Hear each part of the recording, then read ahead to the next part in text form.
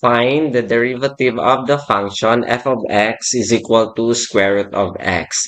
So for our solution, so we will convert this one into rational exponent. We have the exponent of x is 1, will be placed in the numerator, and then the index of the radical, okay, which is 2, will be in the denominator of the exponent.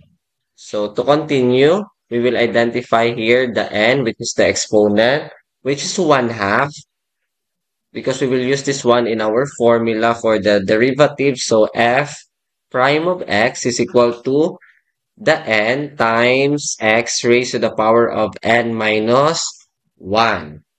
So substituting, we will have here 1 half times copy x raised to the power of 1 half minus 1.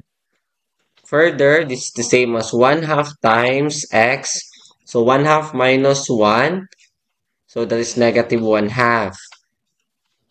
And we can still express this one. Okay, the negative will become positive by getting its reciprocal. So from the numerator, it will become it will be moved in the denominator. So the 1 half is the same as square root. So copy x. And we have to still rationalize this one. So times square root of x in the numerator and then square root of x in the denominator. So we will have an answer square root of x over 2x. Got it? Find the integral of the function f of x is equal to square root of x over 2x. So for our solution, so we will rationalize the numerator. So times square root of x over square root of x. So we will have this, okay, 1 over 2 square root of x. Since this is, okay, x squared, cancel, cancel. We have x here, cancel, cancel. That's why it will become 2 here. And then, we will convert this one into a rational exponent. So, square root of x is the same as x raised to the power of 1 half. So, from here, we can move this one in the numerator. But we have to change the sign into negative from positive.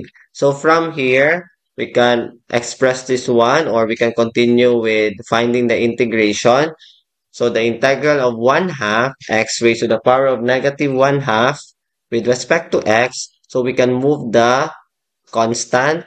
Okay, 1 half times the integral of x raised to the power of negative 1 half with respect to x. So from here, we will apply the power rule.